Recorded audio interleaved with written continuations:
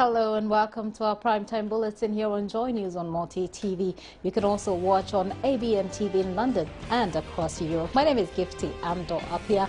Coming up in the next hour, attack on a Paris-based satirical magazine killed 12 people, raising key questions over security of media houses in Ghana. We'll be getting a reaction from the Ghana Journalists Association. And 2 out of a 12-member robbery gang have been killed in a shootout with the police near the West Hills Mall in Accra. The gang, believed to be moving in convoy of vehicles, were ambushed by police in New Botiano. Also tonight, a 5-member committee set up to investigate the whereabouts of some buses belonging to the Metro Mass Transit have submitted their report saying due process was not followed. We'll also bring you an update on the process to confiscate a house owned by convicted drug trafficker Naile Amepepe. All these, plus the latest in business, showbiz and sports, coming up in the next hour. Please stay with us.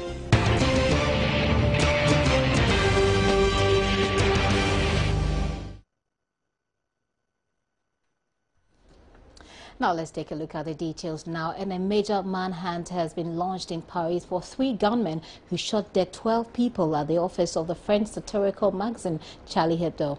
8 journalists, including the magazine's editor, and 2 policemen were among the dead. The attack is France's deadliest in more than 50 years and has been widely condemned by world leaders. Let's recap how the story broke. And off they went. Meanwhile, French President François Hollande has described the attack as a terrorist attack, quote, of exceptional barbarity. Other world leaders have also condemned the attack. World leaders have to say, and on the back of that barbaric attack on journalists, how should we start protecting media houses here in Ghana against such intentions? What can we learn from this? And it makes some of us very worried. We are trying to establish contact with the president of the Ghana Journalists Association, Alfil Moni, but I have in the studio with me assistant news editor at Joy FM, my colleague Evans Mensah, and we will try to subject this matter to some scrutiny as much as possible because it bothers me and you, Evans. How do we protect journalists? I mean, you could just walk. I mean, let me just pick your thought on this. It just beats my mind, actually. Well, it's a pretty interesting scenario because I was listening to the story when it first broke in the morning, and the only wrong they did, according to the terrorists, was that they had published a cartoon of, you know, the Prophet Muhammad in the past, and today the last post they put up on Twitter was for the state to even put resources in. But if you also compare to times in our history when the state estimates that media houses are under some form of threat. Yes. It happens during elections, if you notice, even here. Yeah. During elections, the state we have a lot of security personnel all over the place. We have policemen all over the place because the state... And at GBC, they have military personnel who are stationed there, actually. And I think it goes back to the history where we've had coups and you have people go into the media houses and then just to say that there's a military takeover. But Evans, do you think that this has to be blamed on media responsibility? Not at all. I mean, it's freedom of speech. I was listening to the history of this particular magazine in terms of the pieces they've been doing. It's a satirical magazine, so their job is to take on, you know, politicians, make mockery of them, you know, various religions. Indeed, they indeed also put up posts and pictures of Christian religious figures, not only Muslim religious figures, but obviously it's been the Muslim religious figures, the pictures they posted about them that has caused them a lot of trouble. It's about freedom of speech. I don't think this has anything to do with media responsibility. I think it's more about freedom of speech coming an attack, because this is an organized... We have a comparison here in Ghana. If you look at the Daily Guide newspaper, they have Akosia. Yes. That is essentially what this magazine does. In France. And so would you say that if Akosia posts a picture of, say, President John Mahama, a funny picture of him doing whatever it is that we all see every single day in the Daily Guide that we laugh about, then somebody goes and attacks Daily Guide and says, oh, they were being irresponsible only because they put up a cartoon of a particular individual. Right. You can't justify that under any circumstance, even if it is media being irresponsible. The answer is not taking guns there and killing 12 people. It's just unacceptable. But I guess localizing it is a key thing. Media owners must watch this and, begin asking questions. How do we protect the journalists? But most importantly, the organization. So do we put security men? If you go to the BBC, it's very difficult to even have access into the inner perimeter of the building. Right, Evans, I'll come back to you. Not just the BBC, but if you go to a place like I went to Namibia Broadcasting Corporation, and I was not allowed to enter because I had to go through such a long process, and then I said I didn't want to. But let's go on to the telephone lines now. We have Suleiman Barima. He is president of the Media Foundation for West Africa, and let's find out his thoughts about this particular issue. Thank you very much, and many thanks for your time. Good evening. Good evening, Madam, and I'm the Executive Director. Executive Director, thank you very much for that correction. But you know the issue that's at hand right now. People just walk into a media house and kill people. What does that make you feel? Your last statement. I mean, how does that make you feel? You just walk. I mean, you just walk into a media house and just spray bullets on them. Let's try and contextualize it a bit. Well, I think that what happened is absolutely condemnable. It is so atrocious, and one really wonders what would motivate people to attack people, individuals, whose job it is to bring information to the people. I think they themselves, those who committed this cowardly act, depend on the media on a daily basis for information that they need about anything that they require. Now, I think it's important you raise the issue of local context. And I would just immediately want to draw attention to the UN Safety of Journalists document that critically highlights the importance of media organizations themselves making sure that their journalists are working in an environment that is safe, in an environment that provides security. Right. I think it's important that you are highlighting the fact that locally people can easily walk into a media house. Sometimes perhaps it is at the reception that you are asked, who are you looking for or where are you going? In Ghana, it's perhaps the only station that has that kind of arrangement is GBC, but even that it's just about the colonial relics. It's just about, the history behind that organization. The fact that people needed to capture that to announce that they've made a coup or they've taken over government and so on and so forth. And so I think that this really brings raises the importance of having, at least being security conscious, having certain mechanisms that would ensure that our journalists are practicing with some assurance of security. With some assurance of security. Now, let me take you beyond Ghana, because you represent the West African sub-region when it comes to media. Let me find out from you what you think about protection for journalists across the board. Well, I think protection of individuals, in as much as individuals have also that individual responsibility, I think overall it is state responsibility to protect its citizens, and that is so fundamental. And how does the state do that from the private media? Well, you see, what happened in France today, what had happened in Nigeria a few years ago by Boko Haram and so on and so forth. The danger really is that it then allows people to say, okay, these people have done it. It means that when we are also angry with the media, when the media publishes something that affects us that we think is in bad taste, then what we have to do is to attack. And that is why some time ago we were very, very disturbed that a lot of attacks on journalists were going on and the government was quiet. Most of it was being perpetrated by security agencies themselves that are supposed to offer protection. I think the government or the state shows its desire and its commitment to protecting journalists through its response to attacks on journalists. Right. If individuals know that, look, if you attack journalists, the state will respond appropriately, they would be measured or they would even be prevented in meeting out any attacks to journalists. And that is what the state must do. Thank you very much. Suleiman Barima is Executive Director of the Media Foundation for West Africa. But we'll end with you, Evans. Now, he's calling for government to, step in and provide is that possible? Yeah, well, that should be possible because fundamentally, my security, your security, regardless of the job I do, is a responsibility of the state and the government Right. to ensure. So if media houses, and you have to admit, not all the media houses and their owners are in a position to hire private security. Exactly. We have community, radio stations. Yeah, by their definition, they're not supposed to be wealthy. They're not supposed to be overly profit-driven. In those cases, the state must provide the security, and I think it's a call in the right direction. You feel safe here? Bluntly, no. It's a problem because I know in the past there was strict security. I'm talking about this building and the main building across the street, where you need a pass, electronic pass to get access. We don't have that anymore.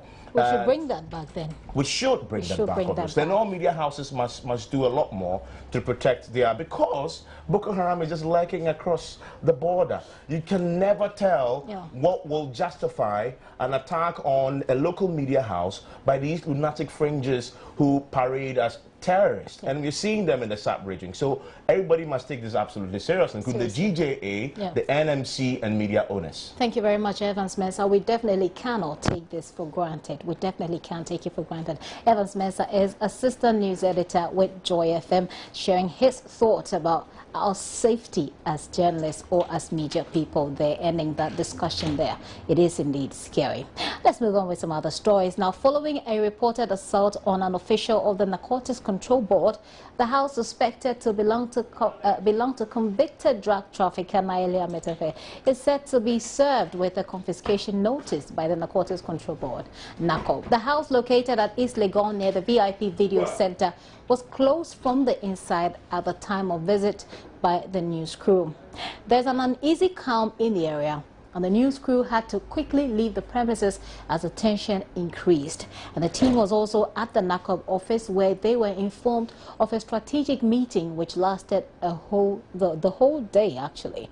And officials of NACOB told the news team it will come out at the right time to respond officially to the incident that happened. And some officials of the Narcotics Control Board on Monday faced fierce resistance from the mother of Naelia Metefe when they attempted to post a notice of confiscation on that residential property in East Legon, which is a suburb of Accra.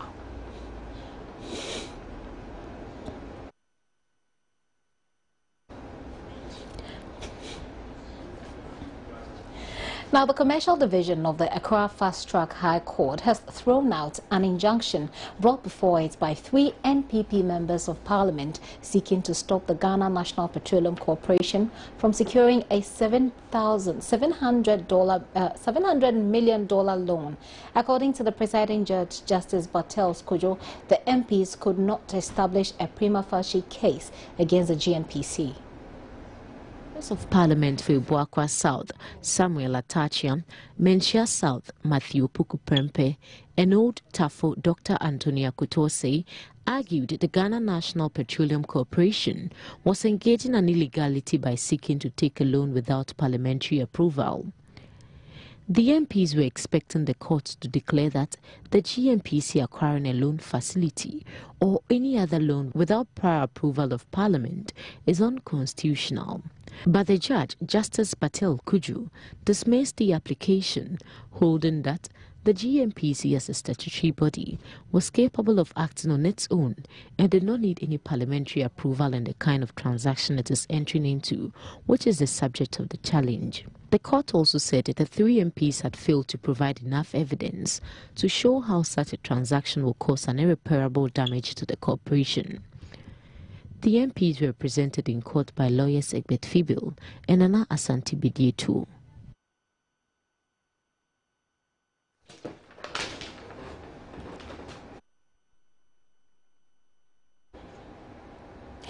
A 5-member committee set up to investigate the whereabouts of some buses belonging to the Metro Mass Transit has submitted its report, indicated that due process was not followed. But executive of the Metro Mass Staff Union say they are probing further into the matter. Now, chairman of the Senior Staff Association, Delali Kuma, and chairman of the Junior Staff, Joseph Kwesi Ahenkwa, told my colleague Aisha Ibrahim that beyond the committee's investigations, they are gathering their own facts to be able to take action action against what they describe as the theft at the Metro Mass Yard. They intend to carry on a number of actions, including a strike action, depending on the outcome of their own investigation. Here are excerpts of that interview. Come out with their report. Yes, a report is ready and it has been submitted to the managing director. What were the findings in the report, apart from one of your managers being named from Kumasi? That company procedure was not followed. But were there recommendations? Yes. And could you briefly tell us what these recommendations were? The recommendations included decentralizing the scrapping and giving authority to the depots involved to see to it that the buses are cut. Because what happened was the auctioneer just brought a cheat to the depot and told them I've been issued with this cheat to dispose of X number of buses. So they just identify the buses and he gives it to the people, the buyers, and they just do whatever they want to do with it. So we recommended that it should be done transparently. That is one. The unions and everybody should be involved in it, and the depots should own the scrapping. What next line of action are you going to take after gathering your facts? Like Brother Hinkra said, we are going to have a divisional meeting, and from there you'll hear from us. We have not declared any action yet, but if we have a whole ambit of tools at our disposal, which includes a strike, a demonstration, a whole lot of things. But we have not settled on anyone yet. Okay, so you have a lineup of activities coming up. When should we expect the first one to drop? We cannot promise you, but we'll take action. Him there coming through with that report. Now, well, you're still watching Primetime, the Primetime Bulletin here on Joy News on Multi TV. We'll take a break here. When we return, we have some more. Please don't go.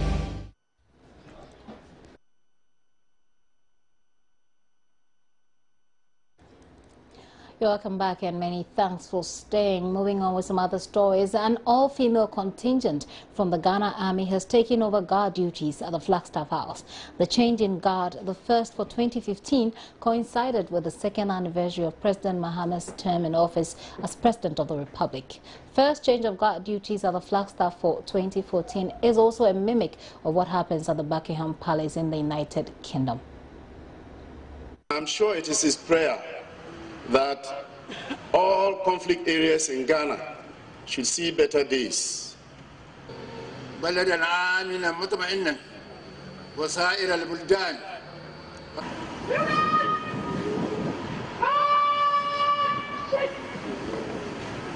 That is Lieutenant Alice Anoy, head of the all-female guard at the Flagstaff House now. She, like her male colleagues before her, is expected to keep the seat of the presidency safe and will be held responsible for any security breach.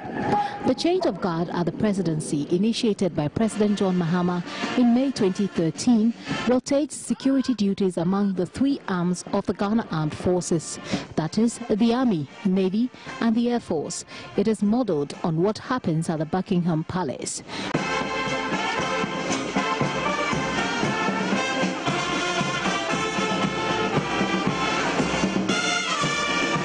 Marking his second year in office as President of Ghana, John Mahama inspected the Guard of Honor and observed proceedings from afar. The Ghana Army contingent takes over from the Ghana Air Force, who have been at post for 3 months. Pupils from some barracks in Accra were at the Flagstaff House to observe proceedings as well. They received bookmarks from the President with inscriptions urging them to work for Ghana with all their heart. This is the 14th change of guard at the Flagstaff House since its inception in 2013. President Mahama later departed Accra for Asim Senchim in the Central Region, where he is expected to work on a cocoa farm owned by a young man, a move aimed at encouraging the youth to venture into agribusiness. Gifty Andopia, Joy News, Flagstaff House. Meanwhile, some government appointees have considered the Mahama-led administration has not had a smooth ride governing the country. They, however, insist the government's achievement outweighs the challenges so far. Some of them spoke to Joy News on the sidelines of the change of guard duties at the Flagstaff House. Ghanaian people to assess us so that it's not seen as an exercise in self-examination or political masturbation, as some may want to call it. If you take the 200 senior high schools, we have secured funding for 123, the first 50 at various stages of completion. If you take the university for the Eastern region, the bill has now been sent to Parliament. The Speaker has referred it to the Select Committee on Education. We've identified the land, we've cleared the land. We're waiting for Parliament to pass the bill, and we will cut the sword for actual construction to begin.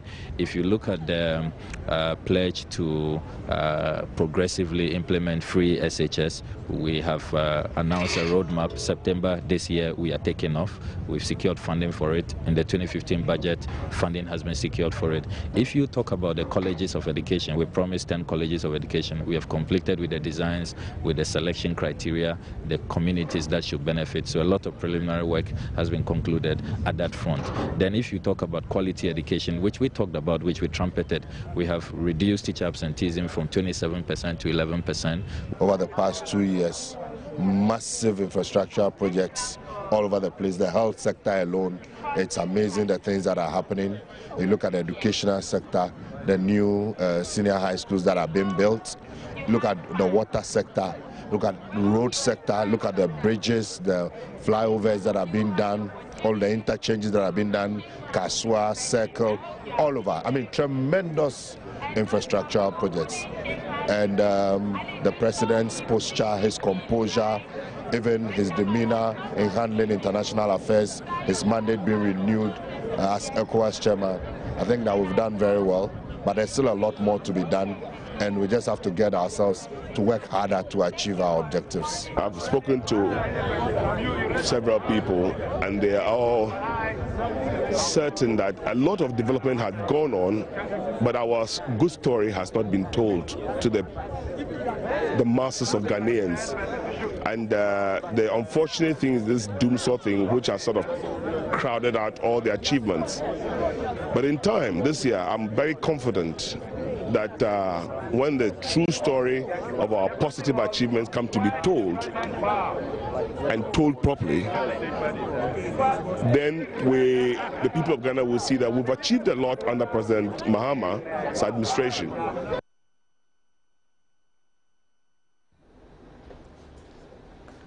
Youth and Sports Minister Mahama Yariga has revealed that government plans to build a sports stadium at Bolgatanga in the Upper East region. Mr. Yariga made the revelation when he paid a working visit to Bolgatanga on Tuesday. Upper East correspondent Abes Sori has more.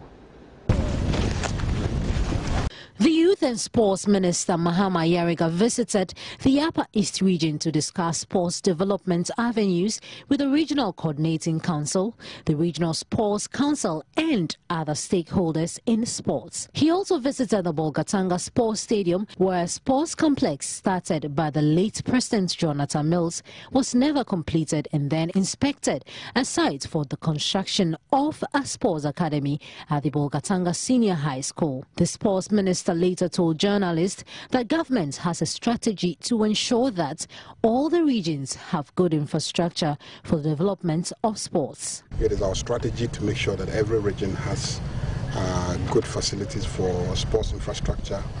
This year we are looking at commencing the project for a few regions to have sports infrastructure. Immediately I get back to Accra, technical people will come back and start work on the pitches, and we'll see how we can develop that facility. The President has also directed that we develop regional sports academies, and what we're trying to do is to take existing secondary schools that have space like this and then develop the facilities so that we can convene the academy on a campus like this. Mr. Yariga revealed that President Mahama has plans to build a sports stadium in Bolgatanga. I don't want to make promises, but the President has a plan to construct a new sports stadium in Bolga, and we want it sited there. That's why I'm actually inspecting it. But whatever the case, even whilst we're waiting for some big sporting facility, I think that some basic things can be done by ourselves, which is just the pitch. He also touched on the Black Stars and their participation in the upcoming African Cup of Nations in Equatorial Guinea. We have a difficult group, but we also have a good coach and a good technical bench, and we have very talented young men. We believe that Ghana should be able to make a very good showing in Equatorial Guinea. A report by Albert Sorry.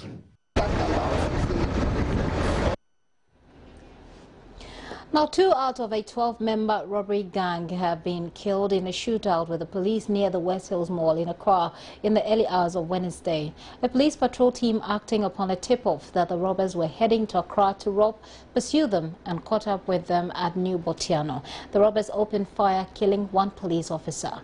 Accra Regional Police Commander DCOP Christian Tete Yohono said 6 out of the gang members have also been arrested, while a manhunt is on for the remaining 4 members of the gang. The 6 suspects, Isaac Mensah, 28, Kwesi Bentum, 25, Kwame Anochi, 24, Amos Bokete Bote, 21, Yao Richard, 22, and Sylvester Oche, 28, are said to be part of a 12-member gang based in Achimota. The robbers were said to be on their way to Accra for an operation. The police, acting upon a tip-off, mounted a surveillance along the western part of Accra, where they saw the Ford vehicle with registration number GE4649-2010 being used by the robbers at New Botiano. A police officer, Constable Prince Akata, and 2 of the robbers, whose names were given as Dodu and Ampoma, were killed in a fierce gun battle between the police and the robbers. The Ford ran into a ditch. So when he ran into a ditch, the police were close in, and then in the course of that, one of the robbers fired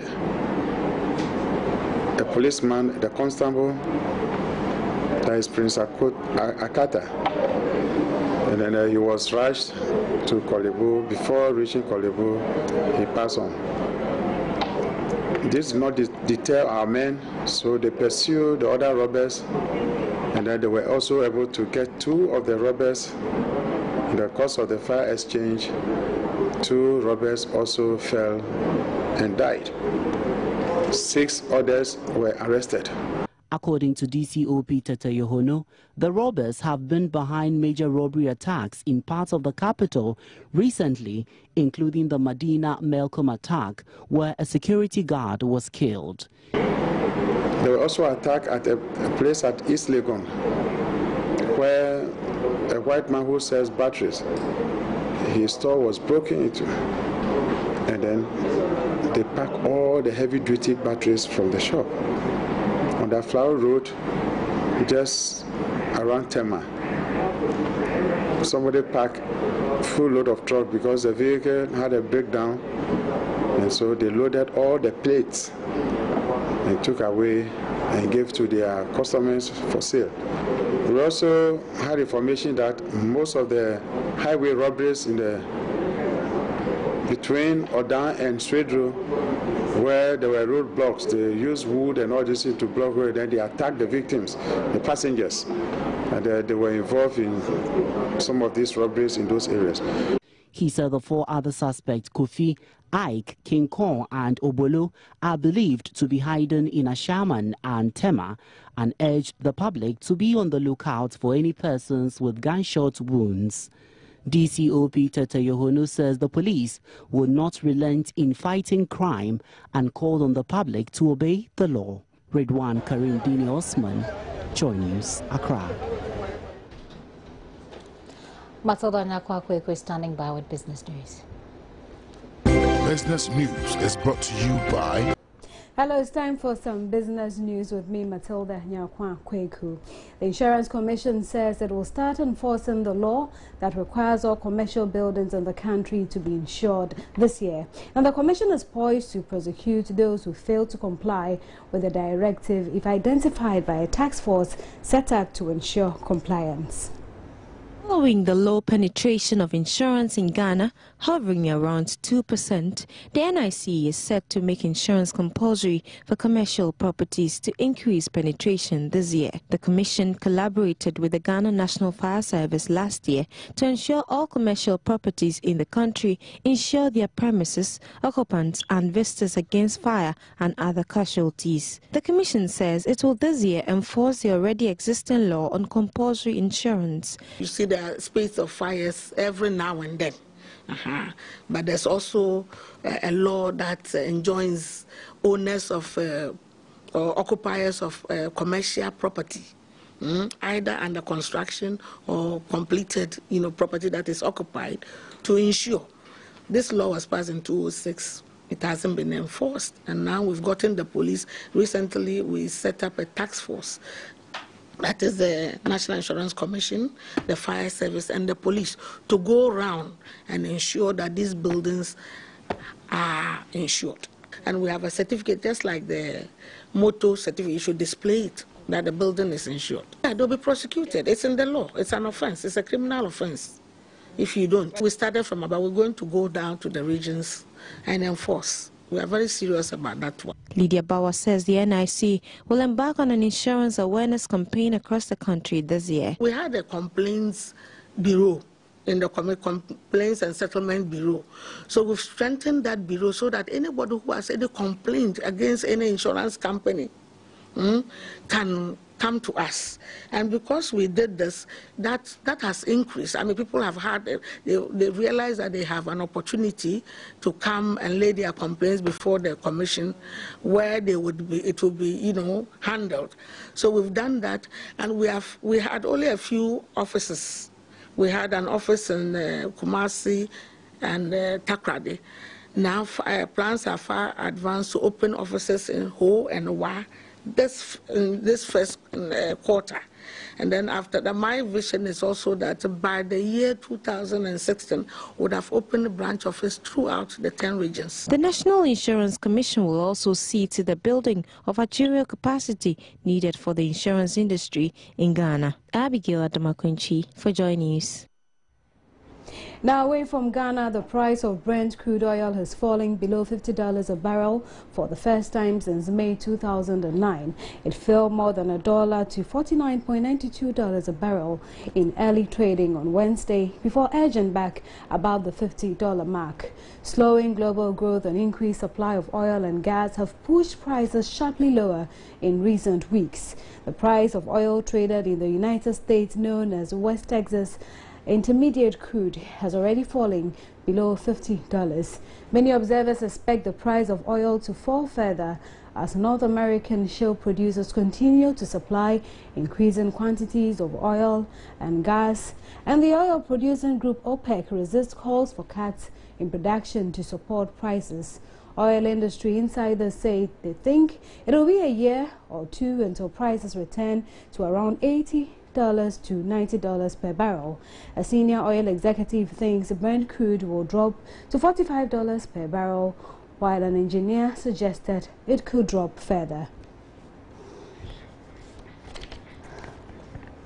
Oil giant Royal Dutch Shell has agreed to an $84 million settlement with residents of the Bodo community in the Niger Delta for 2 oil spills.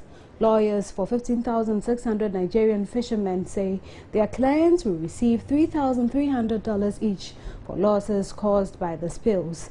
The remaining $30 million will be left for the community, which law firm Leyday says was devastated by the 2 massive oil spills in 2008 and 2009. These were among the biggest spills in decades of oil exploration in Nigeria. Thousands of hectares of mangrove were affected in the southern Ogoniland region. Reports say there are hundreds of oil spills each year in Nigeria, some caused by leaks, others by sabotage with local people stealing oil.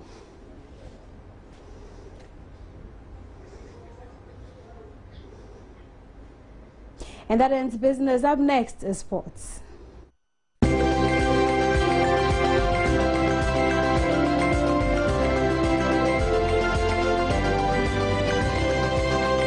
Business. Time for sports, and we begin on a pugilistic note. Let's talk about boxing now. Undefeated cruiserweight boxer Barima Osei insists he's innocent of all charges leveled against him in the lead-up to his arrest last night. Osei was released from police custody on Wednesday after he was detained following a scuffle with a group he accused of singing derogatory songs about his wife. He spoke exclusively to Joy Sports immediately after his release and explained his innocence. Know that this year I'm a big man. Every year we celebrating our New Year, and my people they make jama in the area. That always they insult the big men in our area. It's not fine. They insult Romo, they insult Ohini, they insult Woye. It's not fine. Always they do that things, and I call my people to stop him. And they started throw stone and everything. And me too, I call my Buko boy to stop him. Okay, they started throwing stones at you. And they insulting my wife.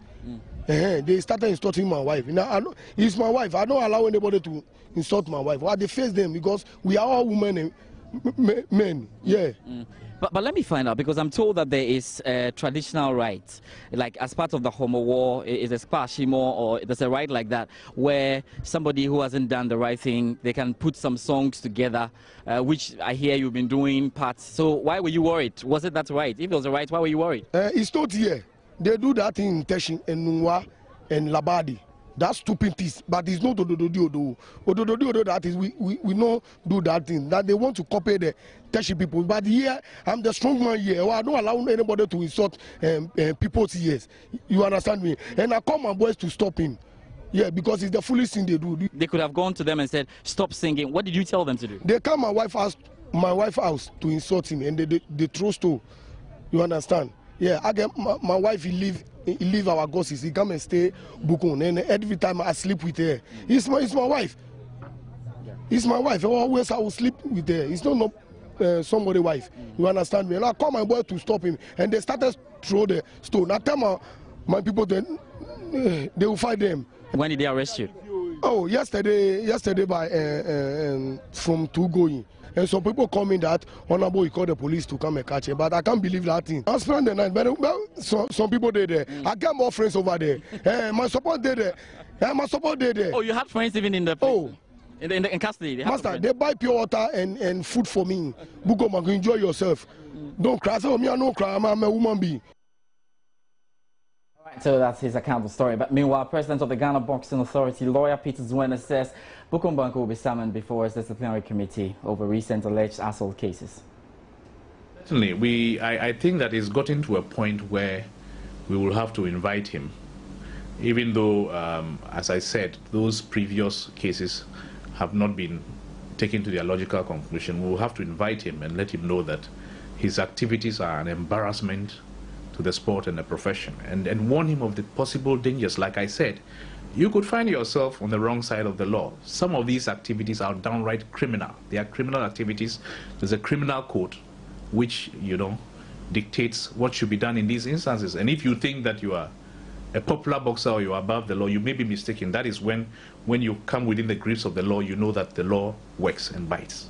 So it will be up to him to advise himself on the path he's charting for himself. As I said, the most dangerous aspect of it is that you may just deliver a jab or a punch to somebody in an innocuous situation, and the next thing you know, oh, he's collapsed, oh, we sent him to the hospital, he's died, and you have murder on your hands, and that brings an end to your career and everything. So, I mean, to be forewarned is forearmed.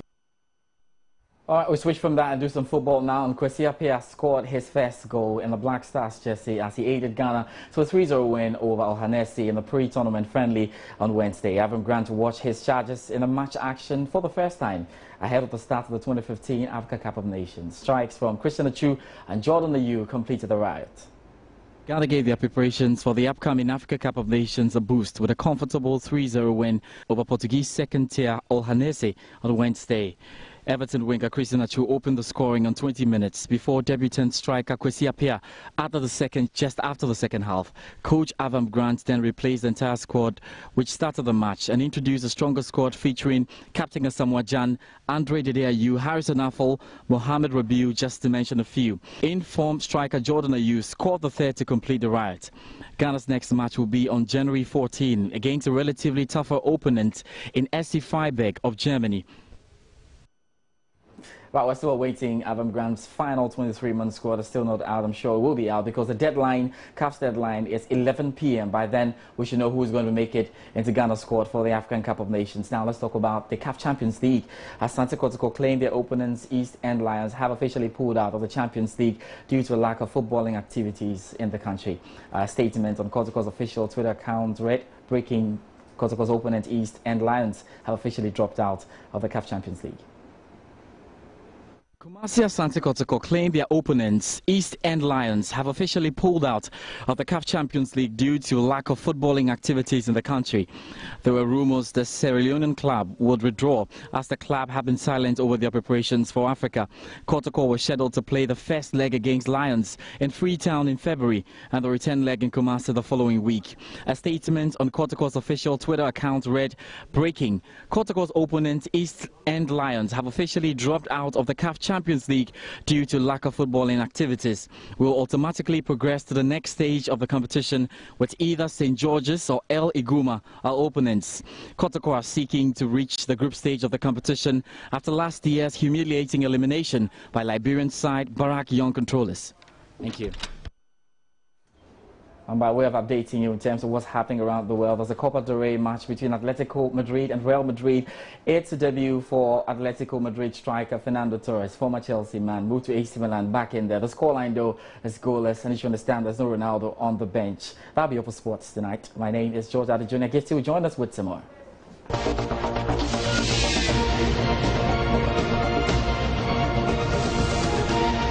To do some showbiz now, Ace broadcaster Kwesi Chedakwa KKD is set to spend another week behind bars following the refusal of his bail application by the Human Rights Court on Wednesday, January 6. The presiding judge, Justice Isel Mensah, adjourned the case because the prosecutor argued that he received the bail application from KKD's lawyers on Tuesday at 4 p.m. The prosecutor's request for more time to study the application was accepted by the judge. KKD was, however, not in court, but was represented by Tony Forson. This is the second time the court has refused to grant KKD bail. Meanwhile, the hearing of the substantive case against him for allegedly raping Erefe Orleans Thompson is scheduled for a district court in Accra on Thursday.